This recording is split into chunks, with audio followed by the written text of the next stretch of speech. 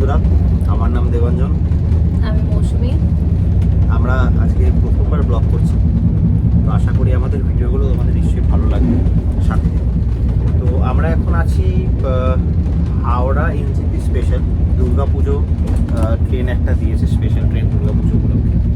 আমি জানি না এটা মানে সবসময় থাকে নাকি শুধু দুর্গাপুজোর সময় থাকে, বাট নামটা আছে দুর্গাপুজো স্পেশাল 03027। এই হলো এটা আমাদের কেবিন, যেটা তোমাদের বললাম দুরকম থাকে। ফার্স্ট এসিতে একটা কেবিনের মধ্যে 4 জন 4 সিটারে থাকে, আপ ডাউন করে, দুটো আপ দুটো ডাউন।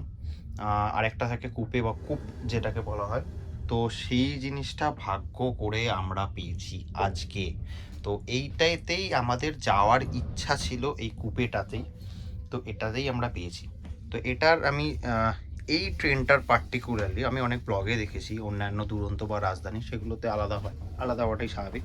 তো এই ট্রেনটার হাওড়া এনজেপি স্পেশাল 03027 ট্রেনটার ফার্স্ট এসির কুপে কোচটা কেমন হয় সেইটার একটা তোমাদেরকে দেখিয়ে দিই। তো ফার্স্ট অফ অল ঢুকেই এটা হলো এন্ট্রেন্স।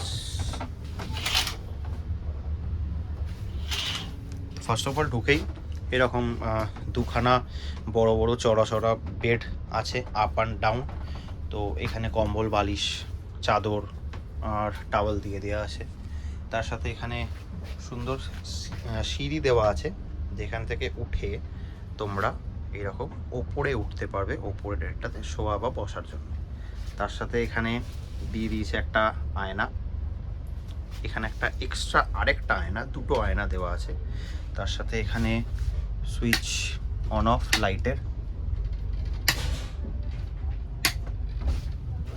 মোবাইল চার্জার পয়েন্ট দুখানা দিয়ে দিয়েছে মোবাইল চার্জিংয়ের জন্য।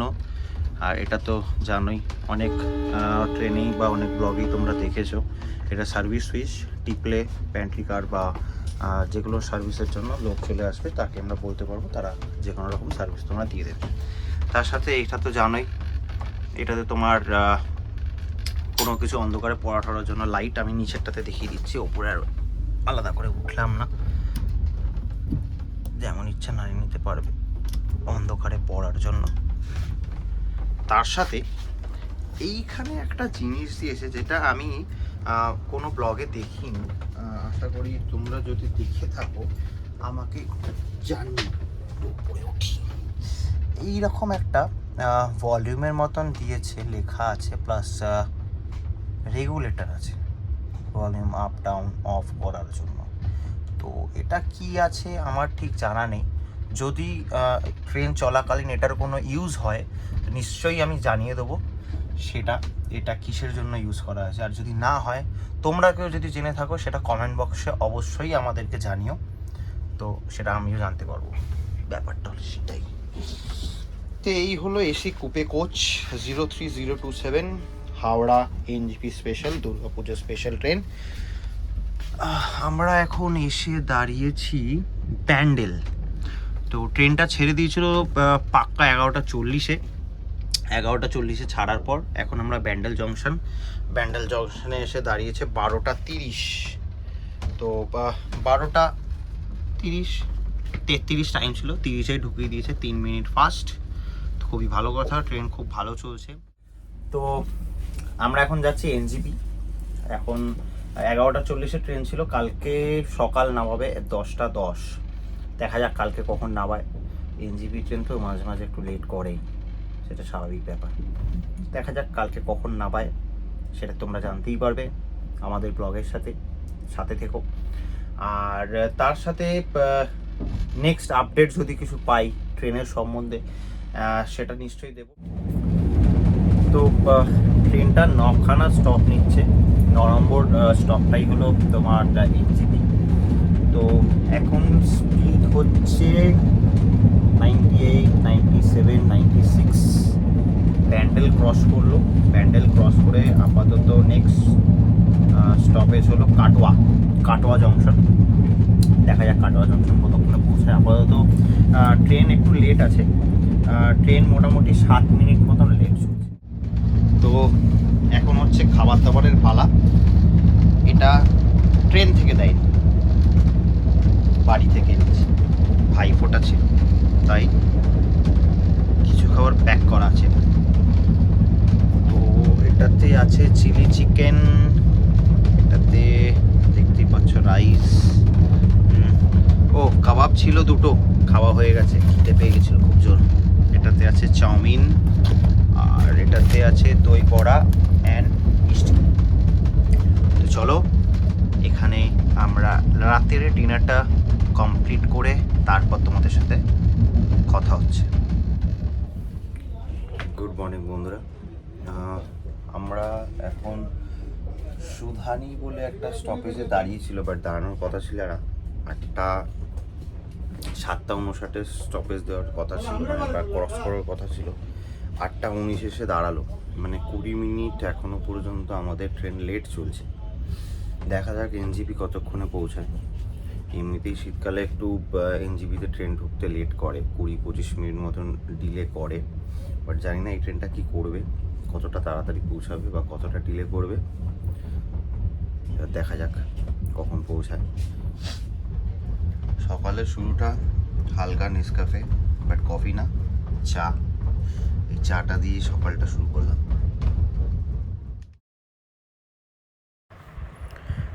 ট্রেনের জানলা দিয়ে প্রাকৃতিক সৌন্দর্য দেখতে দেখতে ট্রেন আমাদের পৌঁছে দিল আমাদের গন্তব্য নিউ জলপাইগুড়ি রেলওয়ে স্টেশন। আপাতত আবার একটা স্টেশনের পাশে একটা হোটেলে এসেছি জাস্ট ব্রেকফাস্টটা করে নেওয়ার জন্য। খানিকক্ষণ আগেই নামলাম ট্রেন থেকে, এখন বাজে 10:30। আমরা নামলাম 10:20। 10:10-এর টাইমিং ছিল, 10 মিনিট লেটে নামিয়েছে ট্রেন। তো আপাতত একজনের সাথে কথা হলো এখান থেকে গ্যাংটক যাওয়ার জন্য, কত কী নিচ্ছে না নিচ্ছে। ফাইনাল খাওয়া দাওয়ার পর ডিসাইড করব কী করবো না করব, সেটা হোটেলে পৌঁছে তোমাদেরকে জানিয়ে দেবো।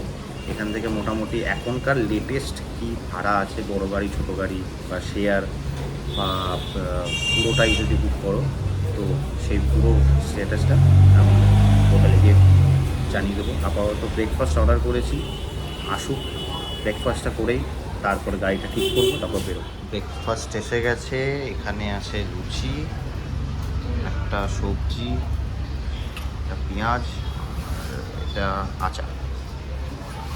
এটা 4টে লুচি বা পুরি যেটা বলতে পারো, এটা নিচ্ছে 40 রুপিস পার প্লেট। এনজিপিতে নামবে ট্রেন থেকে তখন সবাই 200 টাকা 300 টাকা, অনেকে বলবে টাটা সুমো আছে শেয়ারে। আর যদি তোমার ফুল গাড়ি বুক করে যাও তাহলে মোটামুটি ছোটো গাড়ি, যেহেতু আমরা দুজন এসেছি, ছোটো গাড়ি মোটামুটি হচ্ছে 300 টাকা, 3000 টাকা। ব্যাপারটা হলো যখনই তুমি বলবে যে আমি ট্যুর করতে চাইছি না, শুধু এখান থেকে গ্যাংটক অবধি যেতে চাইছি, তখনই ওটা হয়ে যাবে 500 থেকে 600 টাকা ভাড়া। তো আমরা মোটামুটি কয়েকজনের সাথে কথা বলে সবাই ডিসাইড করতে পারবো না, যেহেতু বুঝতে পারছি প্যাকেজ করতে, সেখানে একটা কমিশনের ব্যাপার থেকে একটা অটো নিয়েছি, সেটাতে করে যাচ্ছি আমরা শিলিগুড়ি এসএনটি বাস স্ট্যান্ড। এরপরে কী করবো সেটা তোমরা পরে জানতে পারবে। এসএনটি বাস স্ট্যান্ডে অটো করে শিলিগুড়ি বাস স্ট্যান্ড অবধি পৌঁছানোর পরে সেখান থেকে আপনারা 3 রকমের অপশান পাবেন। একটা হলো 4 চাকা, টাটা সুমো অথবা বোলেরো টাইপের যে গাড়িগুলো হয়। আরেকটা হলো আপনার এসএনটি বাস, যেটা সিকিমের স্টেট ট্রান্সপোর্ট বাস। আরেকটা আপনি পাবেন অপসারা বাস বা নর্মাল যে মিনি বাসগুলো হয় সেই বাসগুলো। আপনার যে টাটা সুমো বা বোলেরো যে বাসগুলো আছে সেটাতে করে যদি যান তো মোটামুটি মাথাপিছু 500 টাকা করে পার হেড নেবে। আর যদি এসএনটি বাসে করে যান, নর্মাল বাসগুলোর ভাড়া হলো 190 টাকা। আর যদি সেটারও এসি বাস আছে, এসি বাসে যান তাহলে সেটার ভাড়া হলো 350 টাকা। আরেকটা অপশান আছে, সেখান থেকে একটু এগিয়ে যাবেন, যেখান থেকে ভলভো বাসগুলো ছাড়ে, সেখান থেকে আপনারা পেয়ে যাবেন আপসারা বাস সার্ভিস।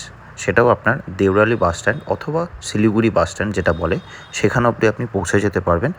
সেটার মিনিমাম ভাড়া হলো 200 টাকা। তো আমরা সেটাতে করেই শিলিগুড়ি বাস স্ট্যান্ড অথবা দেওরালি বাস স্ট্যান্ড যেটা গ্যাংটকে আছে সেখান অবধি আমরা চলে যাই। আর সেখান থেকে আবার একটা ট্যাক্সি করতে হয় আমাদের হোটেলে যাওয়ার জন্য। আমাদের কোন হোটেলে আছি, কোন রুমে আছি সেটা তো আমাদের বলে দিই। আমরা হোটেলটা হলো ম্যাসকাটেল গ্র্যান্ড সিল্ক রুট। এটা তোমার আরিথাং রোডে আছে, নিয়ার এমজি মার্ক। এটার থেকে মোটামুটি 350 মিটার দূরে আছে এখান থেকে, ওয়াকিং ডিস্টেন্স। আর শেরে পাঞ্জাব যে হোটেলটা আছে একেবারে শেরে পাঞ্জাবের হোটেলের পাশেই। তো এই হচ্ছে রুম। এটা হলো একটা বেড, কুইন সাইজ বেড। তার সাথে এখানে একটা কাভার্ড দিয়েছে। তার সাথে এখানে জিনিসপত্র রাখার একটা টেবিল টাইপ। এখানে একটা বেড সাইড টেবিল আছে, এইদিকে একটা বেড সাইড টেবিল আছে, প্লাস ফ্যান যদি লাগে, একটা চেয়ার, একটা খাবার একটা টেবিল, এখানে সুন্দর একটা সোফা, প্লাস একটা বড় জানলা আছে। তার সাথে এখানে একটা মিরর দিয়ে দিয়েছে। এখানে আর একটা টেবিল জিনিসপত্র রাখা। আচ্ছা, তার সাথে এখানে কম্পালসারি হোটেলের রুমের সাথে ইলেকট্রিক কেটল, তার সাথে চা খেয়েছি আমরা সন্ধেবেলা, তো তার সাথে জল তো থাকবেই, এগুলো কম্পালসারি। 2টো কফি ছিল, 2টো চা ছিল, 2টো বিয়ে ছিল, সুগার ছিল, তো এটা কম্পালসারি। এটা টিভি, সেট টপ বক্স আর বাথরুম। এটা হচ্ছে গিয়ে বাথরুম, গিজার যেটা থাকা সব থেকে জরুরি জিনিস। তার সাথে basin, mirror and commode, western স্টাইলের কোমোড আছে। তো এই হোটেলটা বুক করেছি আমি অনলাইন থেকে। আজকে 27শে অক্টোবর, 27 একদিনের জন্য বুক করেছিলাম, জাস্ট আমি হোটেলটা দেখবার জন্য যে কেমন হোটেল। বাট এই সময় প্রচণ্ড রাশ, মানে এখন গাড়ির ভাড়া বলো বা তোমার হোটেলের ভাড়া বলো আস্তে আস্তে এবার বাড়তে থাকছে, কারণ এখন পুরোপুরি সিজন চালু হচ্ছে। এই সময়টা থেকে, পুজোর পর থেকে সিজন চালু হয়ে যায়। তো এটা আমার পড়েছে, যখন আমি বুক করেছিলাম অনলাইন থেকে গোয়াইবিও থেকে, আমার পড়েছিল 900 টাকা।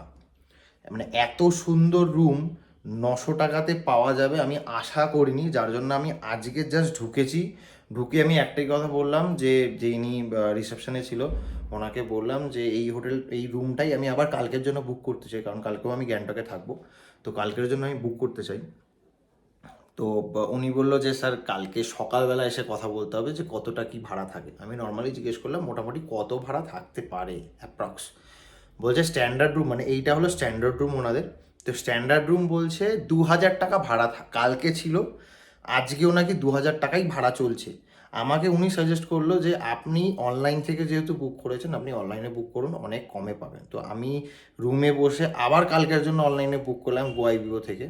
তো সেখান থেকেও আমি ওই মোটামুটি 1050 টাকা মতন পড়লো আমার রুমের ফেয়ারটা। মোটামুটি 1000 টাকাই ধরো অ্যাপ্রক্স রুমের ভাড়া আছে।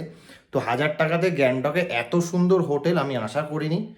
তো আর সব থেকে ভালো সার্ভিস এখানকার খুবই ভালো। হ্যাঁ, আমি খাবার এখান থেকে নিইনি, কারণ খাবারের প্রাইসটা একটু বেশি আমার লাগলো যেটা, তো খাবার তার জন্য আমি এখান থেকে নিইনি। বাট ওভারঅল সার্ভিস, মানে পরিষ্কার পরিচ্ছন্ন বলো বা তোমার হোটেলের বাইরে যেটা আছে, হোটেলের বাইরের দিকটা আমি কালকে ব্লগে দেখিয়ে দেবো, কালকে সকালে সেই হোটেলের বাইরের দিকটা আমি কালকে পুরো ভালো করে, মানে সন্ধেবেলা ছাদে উঠেছিলাম, ছাদ থেকে যে ভিউটা, টেরেস থেকে যে ভিউটা পুরো গ্যাংটকের, সেটাও আমি কালকে দেখাবো। হোটেলের যে ডিটেলসটা আছে আমার ডেসক্রিপশন বক্সে দেখে নাও, সেখানে পুরোপুরি পেয়ে যাবে। আশা করি তোমরা যদি আসো তোমাদেরও ভালো লাগবে। আমি সাজেস্ট করব যদি অফ সিজনে আসো, অফ সিজনে মোটামুটি 700-800 টাকাতেও এই রুমটা পেয়ে যাবে। আমি যতটা খবর পেয়েছি 700-800 টাকাতেও পেয়ে যাবে। তো এখন রয়েছি গ্যাংটকের এমজি মার্কেট বা ম্যাল রোড যেটাকে বলা হয়। মোটামুটি আজকে ভাইফোঁটা, তার জন্য অনেকগুলো দোকানই বন্ধ এখন, সেরকমভাবে দোকানপাট খোলেনি, তাও টুকটাক অনেকগুলো দোকানই খোলা আছে।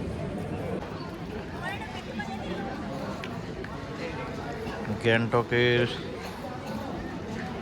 এমজি মার্ট বা ম্যাল রোড, রাত্রি 8:30।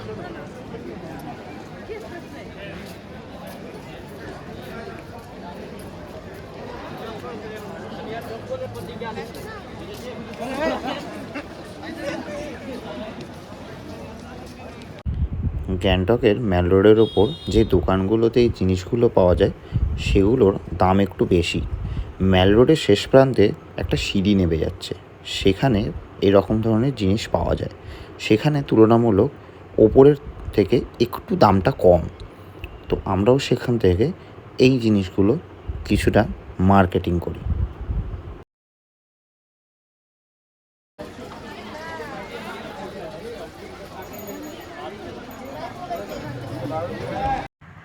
ম্যাল রোডের একবার এ প্রান্ত থেকে ও প্রান্ত, একবার ও প্রান্ত থেকে এ প্রান্ত, মাঝে মাঝে এই বেঞ্চগুলোতে বসে একটু সময় কাটানো, সাথে ছিল কয়েক কাপ চা। এইভাবে কেটে গেলই গ্যাংটকের ম্যাল রোডের ওপর এই সন্ধ্যেটা। মোটামুটি এমজি মার্কেটের উপরে যা দোকানপাট আছে মোটামুটি অনেকটাই কস্টলি, সে খাবার দাবার হোক বা অন্যান্য কেনাকাটি হোক। বাট এখানে অনেকগুলো দোকান আছে, যেমন এই ভিভোর দোকানটা, ট্যুর কেয়ার, বা ওইদিকে একটা বাটার দোকান আছে, সেটার পাশে এরকম ছোট ছোট গলি ঢুকে যাচ্ছে বা সিঁড়ি আছে। তো এটা দিয়ে নামলে মোটামুটি এরকম ছোট ছোট কিছু খাবারের দোকান পেয়ে যাবে। তো সেটাতে আপনারা চাইলে অনেক কম দামের মধ্যে ইজিলি খেয়ে নিতে পারেন। আজকের মতন ব্লগটা এখানেই এন্ড করছি। ডিনার কমপ্লিট হয়ে গেছে। আর যদি ভিডিওটা ভালো লেগে থাকে অবশ্যই সাবস্ক্রাইব করো। আর সাবস্ক্রাইব করার পর বেল বাটনটা টিপতে একদম ভুলবে না। তার সাথে বেল বাটনটা টিপে দেওয়ার পর অলটা একদম সিলেক্ট করে দেবে। আর তাছাড়া যদি খুব ভালো লেগে থাকে লাইক, কমেন্ট অ্যান্ড শেয়ার অবশ্যই করো। Good night, take care. আবার দেখা হচ্ছে কালকের ব্লগে।